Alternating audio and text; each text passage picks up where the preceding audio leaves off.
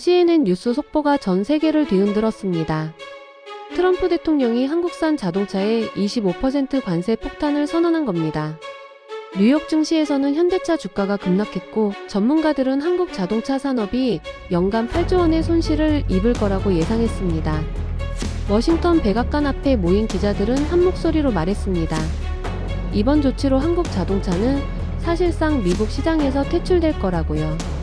하지만 여러분, 왜 그들은 한국을 더 두려워하게 되었을까요? 지금 바로 좋아요와 구독으로 대한민국의 자부심을 함께 지켜봐 주세요. 지금부터 이야기 시작합니다. 2025년 4월 15일 아침 미국 워싱턴에서의 일입니다. 제임스 톰슨, 그는 40년 동안 자동차 산업만 파고든 베테랑 애널리스트였습니다. 월스트리트 저널에 글을 쓰는 그가 그날 아침 커피를 마시며 뉴스를 봤는데요. 트럼프 대통령이 한국산 자동차에 25% 관세를 부과하겠다고 발표한 겁니다. 제임스는 고개를 끄덕이며 생각했죠. 당연하지, 한국차가 너무 잘 팔리니까 이렇게 되는 거야. 최근 5년을 보면요, 미국 시장에서 한국 자동차의 점유율이 정말 무섭게 올랐거든요. 2020년에 8%였던 게 2025년엔 15%까지 올라갔으니 거의 2배가 된 겁니다. 포드, GM, 테슬라 같은 미국 자동차 회사들은 판매량이 계속 떨어지는데 현대랑 기아는 반대로 계속 올라갔으니 당연히 미국 정부가 가만히 있을 리 없었던 거죠. 제임스는 바로 기사를 쓰기 시작했습니다. 제목을 이렇게 뽑았어요. 한국 자동차에 정말 25% 관세가 가져올 붕괴. 40년 경력이었기 때문에 그는 이런 기사 하나 쓰는 건 자신 있었습니다. 관세가 붙으면 어떻게 되는지 너무나 잘 알았거든요. 가격이 오르고 판매가 줄어들고 결국 회사가 무너지는 거, 뭐 간단한 수학 아닙니까? 기사를 다 쓰고 나서 제임스는 점심을 먹으러 나갔는데요. 길을 걸으면서 주차장을 보다가 발걸음을 멈췄습니다. 주차장에 차가 한 50대쯤 있었는데 그 중에 15대가 한국 차더라고요. 현대 팰리세이드, 기아 텔로라이드, 제네시스 GV80까지. 제임스는 고개를 저으며 생각했습니다. 불쌍한 사람들 곧 차값이 떨어질 텐데 말이야. 그렇게 그는 아무 의심 없이 식당에 들어갔습니다. 그런데 말이죠. 2025년 10월 가을이 됐을 때 이상한 일이 벌어졌습니다. 관세가 붙은 지 6개월이 지났는데 한국 자동차 판매량이 떨어지기는커녕 오히려 올라가고 있는 겁니다. 어떻게 된 일일까요? 제임스는 궁금해서 직접 취재를 시작했습니다. 먼저 뉴욕 맨해튼에 있는 현대 대리점을 찾아갔죠. 거기서 딜러 매니저 마이클을 만났는데 그가 하는 말이 정말 신기했습니다. 관세요? 네, 붙었죠. 덕분에 차값이 5,000달러나 올랐어요. 그런데 이상하게도 손님들이 계속 오는 거예요. 오히려 전보다 더 많이 와요. 제임스가 이해가 안 돼서 물었습니다. 가격이 올랐는데 왜 더 사러 와요? 마이클이 웃으면서 대답했습니다. 손님들이 그러더라고요. 미국 정부가 관세를 붙였다는 건 한국차가 그만큼 위협적이라는 뜻 아니냐고요. 그만큼 좋은 차라는 증거 아니냐고요. 제임스는 정말 놀랐습니다. 아, 그런 생각을 할 수도 있구나. 마이클은 계속 말을 이었습니다. 한 손님은 이렇게까지 말하더라고요. 미국 차들은 관세 없이도 안 팔리는데 한국 차는 관세 붙여도 팔린다. 그게 바로 품질의 차이 아니냐고요. 제임스는 메모를 하면서 다음 장소로 향했습니다. 로스앤젤레스에 있는 기아 대리점이었는데 거기서도 똑같은 이야기를 들었습니다. 딜러 책임자 수잔이 말했습니다. 텔로라이드 기다리는 손님이 지금 200명이에요. 6개월은 기다려야 해요. 관세 붙기 전보다 훨씬 더 많아졌어요. 제임스가 다시 물었죠. 도대체 왜 그럴까요? 가격이 올랐는데 말이에요. 수잔은 이렇게 답했습니다. 사람들이 깨달은 거죠. 한국차가 정말 좋다는 걸요. 관세는 오히려 그걸 확인시켜준 셈이에요. 미국 정부조차 인정한 거잖아요. 한국차가 그만큼 위협적이라는 걸요. 제임스는 혼란스러웠습니다. 40년 경력이 무색할 정도로 자기가 예측한 게 완전히 빗나간 겁니다. 관세가 오히려 브랜드 가치를 높여버렸다니 이건 정말 처음 보는 일이었습니다. 그런데 더 이상한 건 따로 있었습니다. 며칠 뒤 제임스는 뉴스에서 충격적인 소식을 봤습니다. 미국이 일본 자동차에 대한 관세를 15%로 낮춘다는 거예요. 한국은 25%인데 일본은 15%라니 제임스는 고개를 갸우뚱했습니다. 왜 한국만 25%일까? 왜 일본은 10%나 낮출까? 제임스는 궁금해서 자료를 찾아봤습니다. 그리고 몇 가지 이유를 발견했어요. 첫 번째, 한국차의 성장 속도가 너무 무서웠던 겁니다. 2020년부터 2025년까지 딱 5년 동안 한국차 점유율이 2배로 뛰었거든요. 8%에서 15%로요. 반면 일본차는 이미 오래전부터 미국 시장에 자리 잡고 있었기 때문에 성장률이 안정적이었습니다. 미국 완성차 업체들 입장에서 보면요. 일본차는 이미 익숙한 경쟁자였지만 한국차는 갑자기 튀어나온 신흥 강자였던 거죠.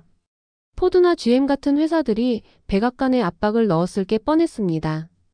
두 번째, 투자 조건 차이였습니다. 일본은 미국과 무역 협상을 하면서 미국 내 투자 확대를 약속했대요. 공장도 더 짓고 일자리도 더 만들겠다고요. 그러니까 미국 입장에선 관세를 낮춰줄 명분이 생긴 거죠. 한국도 물론 조지아에 공장을 짓고 있었지만 협상 타이밍이나 조건이 일본만큼 유연하진 않았던 것 같습니다. 세 번째, 그리고 이게 제일 중요한데요. 트럼프는 관세를 협상 카드로 쓰는 사람이었습니다.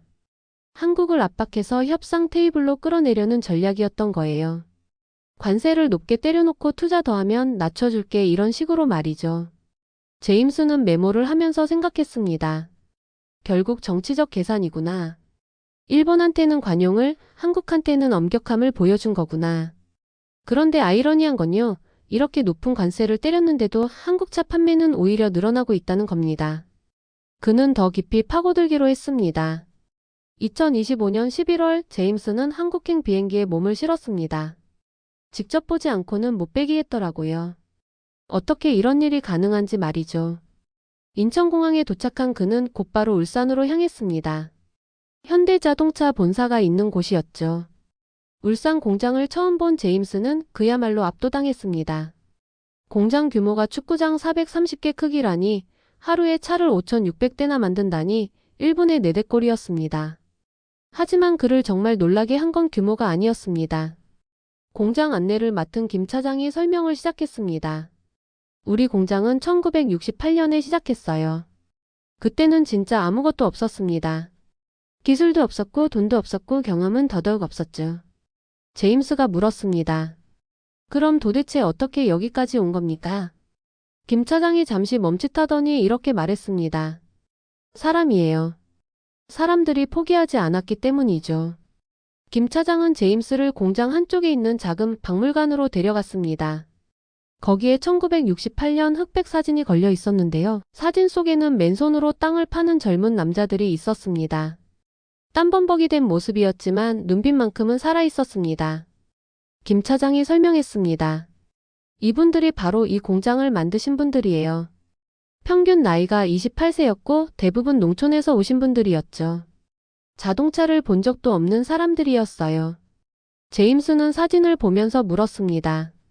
자동차를 본 적도 없는 사람들이 어떻게 자동차를 만들었습니까?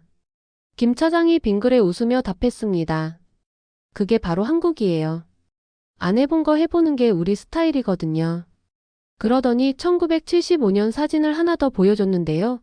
한 남자가 영어 책을 보고 있는 사진이었습니다. 자동차 엔진 설계도였는데 그 남자는 중졸 학력에 영어도 못하는 사람이었지만 사전을 옆에 두고 한 줄 한 줄 해석하고 있었습니다. 이분이 우리 1세대 엔지니어세요. 밤을 새워가며 공부하셨대요. 집에도 안 들어가시고 3년을 그렇게 하셨다고 합니다. 제임스는 숨이 멎는 것 같았습니다. 김 차장이 계속 말을 이었습니다. 1976년에 우리가 처음 만든 차가 폰이에요. 그때는 엔진을 일본 미쓰비시한테 받아서 썼고 디자인은 이탈리아 사람이 해줬어요. 우리는 그냥 조립만 했던 거죠. 그런데 지금은요? 제임스가 물었습니다. 김 차장은 그를 연구소로 데려갔습니다. 지금은 엔진부터 디자인까지 전부 우리가 다 합니다. 그것도 세계 최고 수준으로요. 연구소 안에는 전기차 아이오닉 6이 있었습니다. 김 차장이 자랑스럽게 설명했습니다. 이 차는 한 번 충전하면 524km를 가요. 테슬라보다 더 멀리 가죠. 충전도 18분이면 80%까지 차는데 이게 세계 최고 기록이에요. 제임스가 차를 만져보니 매끄럽더군요. 이게 바로 미래구나 그런 생각이 들었습니다. 김 차장이 마지막으로 말했습니다. 조립만 하던 나라가 이제 세계를 이끌고 있어요. 50년 걸렸죠. 그날 밤 제임스는 공장 야경을 보고 싶어서 김 차장한테 부탁했고 밤 10시에 다시 공장에 갔습니다. 그런데 공장에 여전히 불이 환하게 켜져 있는 거예요. 제임스가 놀라서 물었습니다. 밤에도 일을 합니까? 김 차장이 답했습니다. 24시간 쉬지 않고 돌아가요. 3교대로 일하거든요. 관세가 붙었다고 해서 멈출 수는 없잖아요. 공장 안으로 들어가니 야간 근무자들이 열심히 일하고 있었습니다.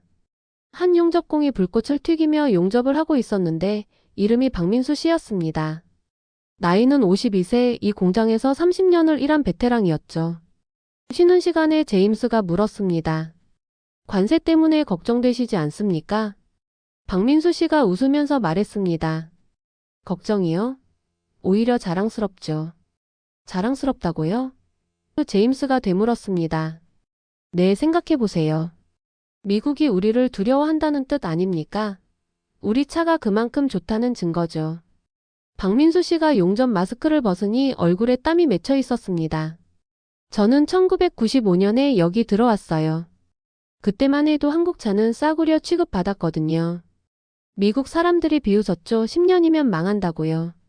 그런데 지금은요? 제임스가 물었습니다. 지금은 그 사람들이 우리 차를 타요. 관세를 붙여도 사가요. 이게 얼마나 기분 좋은 일인지 아십니까? 박민수 씨는 다시 마스크를 쓰고 용접을 시작했습니다.